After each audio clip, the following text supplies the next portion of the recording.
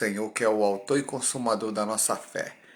Estamos aqui hoje meditando numa palavra que realmente é de Deus. Uma palavra que realmente o Senhor Jesus já tinha nos advertido, que é um dos problemas do século XXI. A autoconfiança faz com que o ser humano ele se ache indestrutível. Nós estamos vendo as notícias aqui nessa semana impactaram o Brasil. São muitas notícias negativas. O aumento desenfreado do câncer.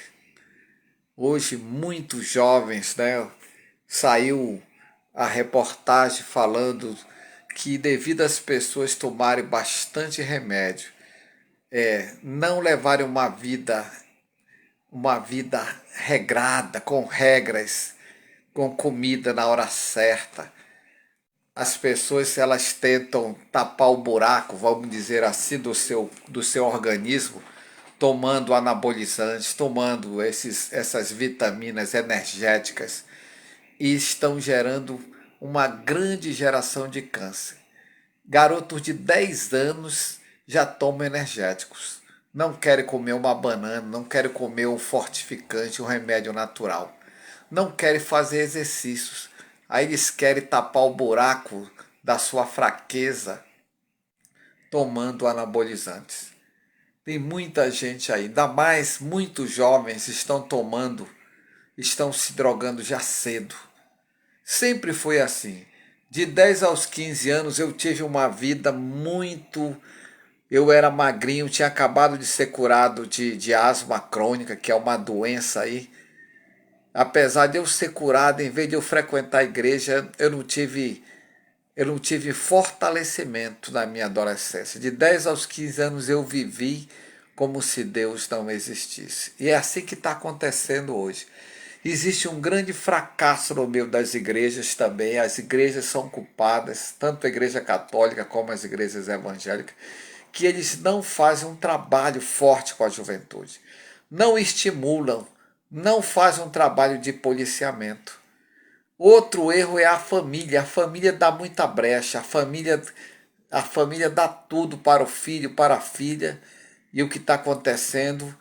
Muitos adolescentes estão desaparecendo no Brasil.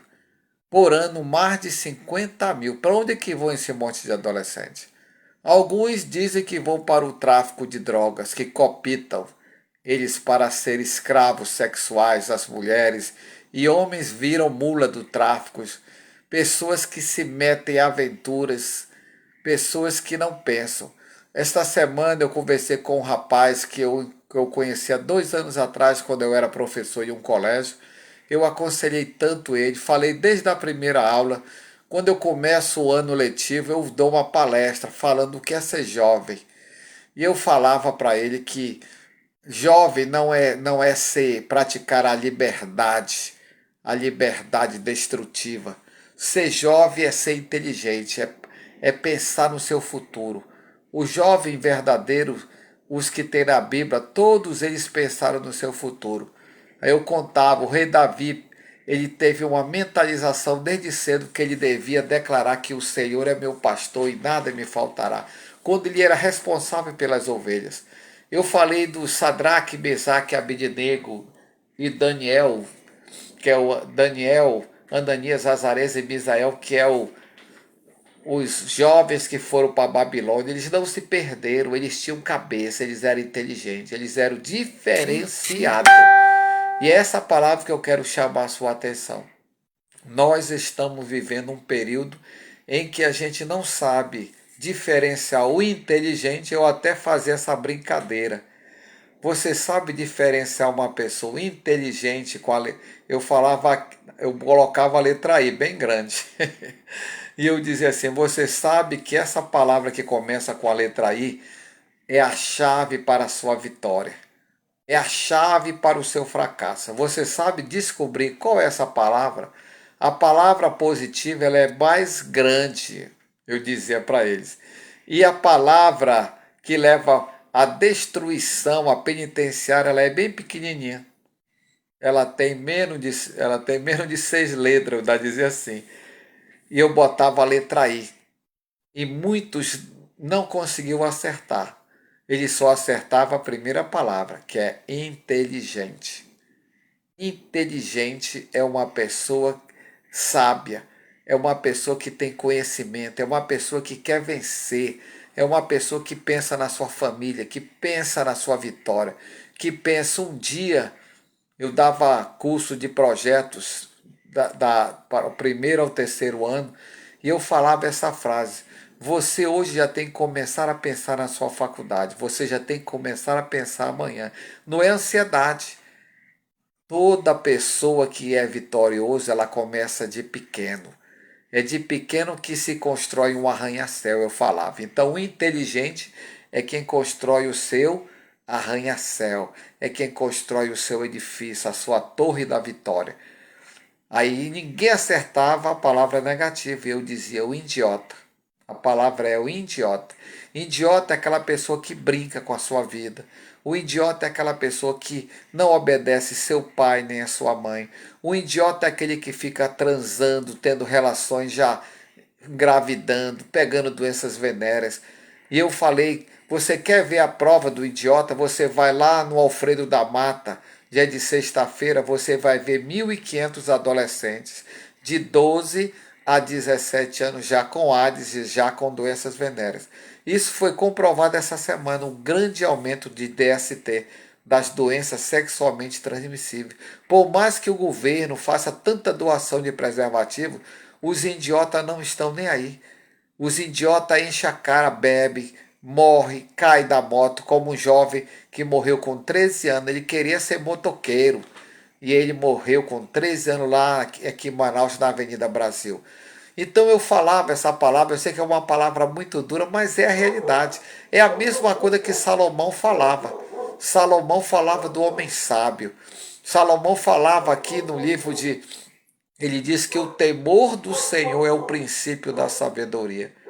Meu amigo, eu estou filmando aqui o teto da nossa sala para você pensar que se você quer subir na vida, olhe para cima. Não olhe para baixo, não olhe para os seus fracassos. Deus é tão bom que sempre nos dá uma chance. Você pode ter errado, ter caído, ter fracassado, você pode não ter dado certo seu primeiro casamento, você pode ter não ter desistido daquela faculdade que não deu certo, mas Deus te dá uma chance.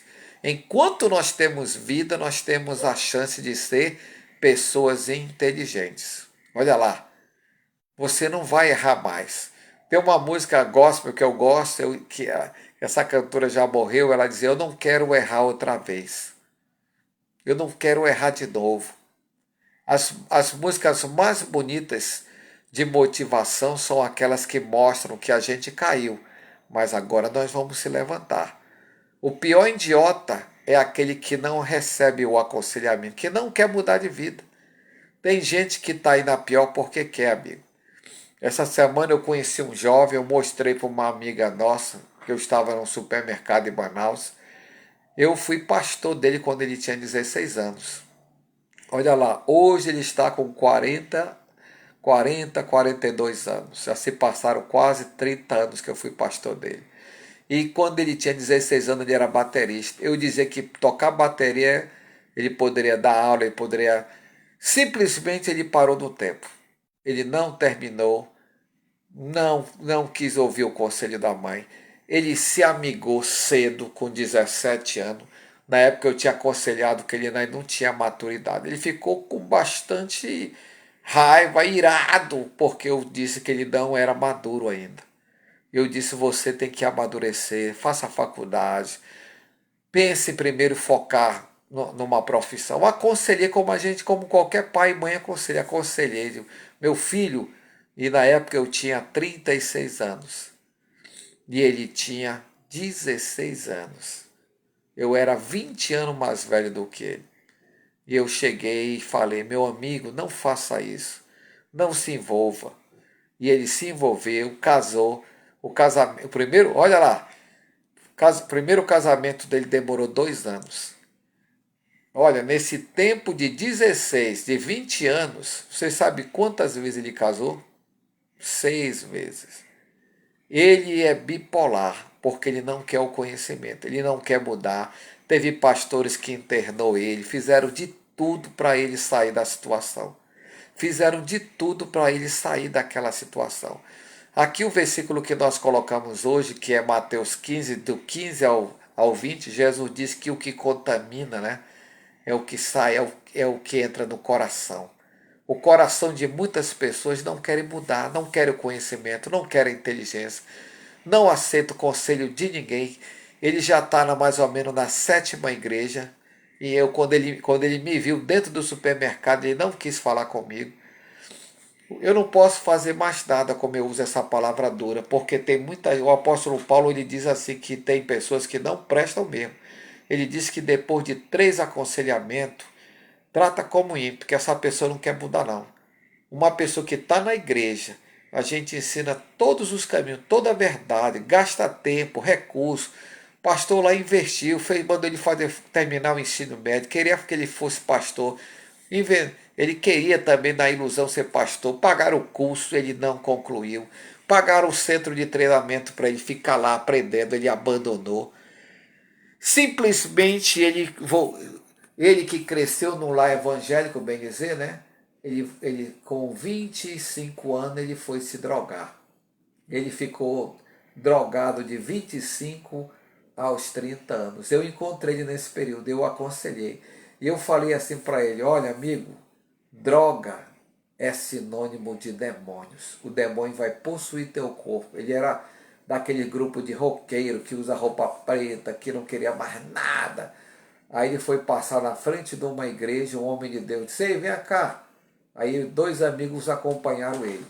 Ele só acreditou nisso porque aconteceu isso que eu vou falar agora. O missionário só botou a mão, ele caiu endemoniado, saiu rolando. Aí os amigos dele disseram: que é isso? Que é isso? Aí o pastor daquela igreja disse: ele está endemoniado. Você não sabe que usar droga atrai demônios? Olha lá, meu amigo. E ele veio com 32 anos trabalhar comigo numa escola que eu tenho, uma escola de música.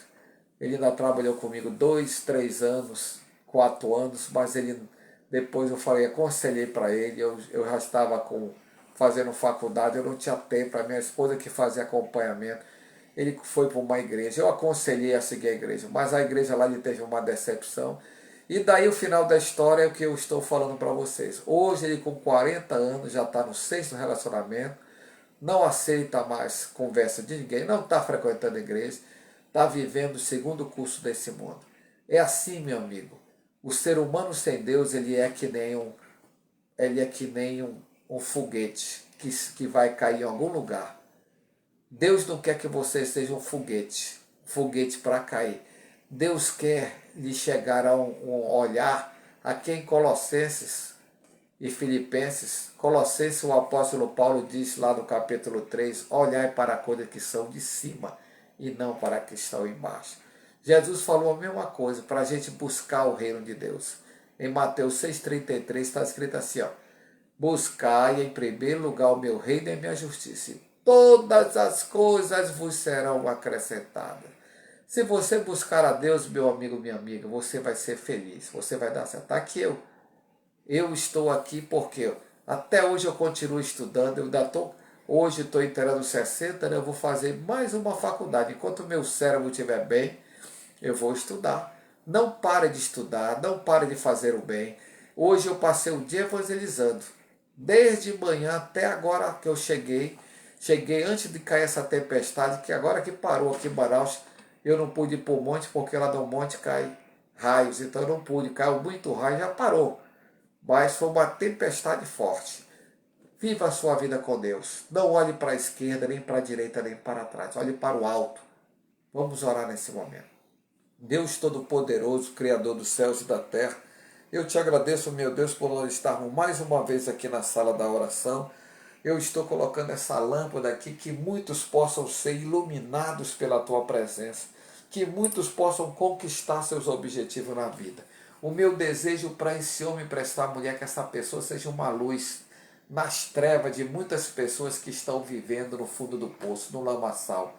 Muitas pessoas estão praticando idiotice, estão se desviando da igreja, estão abandonando seu pai e sua mãe, estão desonrando, quebrando o mandamento que é honra teu pai e tua mãe, para que os teus anos se multipliquem na terra. Muitos estão morrendo cedo, estão vendo jovens morrendo drogados, jovens se perdendo, jovens engravidando cedo, muita jovem. Hoje eu vi uma jovem de 16 anos, já com seu filhinho, a sua filha de 4, 5 anos, ela teve com 12 anos, eu aconselhei aquela jovem, e eu digo, já que você fez, agora você vai caminhar, você vai crescer, que Deus te dê sabedoria. Eu abençoei e eu estou abençoando assim todos, meu Pai. Nós não amaldiçoamos ninguém, nós somos um canal de bênção, nós estamos aqui para abençoar. Que o Senhor abençoe o filho desse homem e desta mulher com toda sorte de bênção. Abençoe essas pessoas que eu visitei hoje, muitas pessoas carentes, muitas pessoas necessitadas. Que o Senhor abençoe poderosamente. Abençoa nossa corrente de oração, meu Pai, que chegamos na 21ª noite. Confirma a tua bênção nessa casa, nesse lar. Eu declaro a bênção profética em todos meus irmãos, a minha família, a minha parentela. Obrigado por tudo que o Senhor tem feito e vai fazer mais e mais. Declaramos a prece no poder do nome de Jesus. Diga amém, diga eu creio, diga eu tomo posse. Levante sua mão direita e declara assim, ó. A vitória já é nossa pelo nome de Jesus. Fique na paz, até amanhã se o Senhor nos permitir. Glória a Deus. Ao meu Jesus agradeço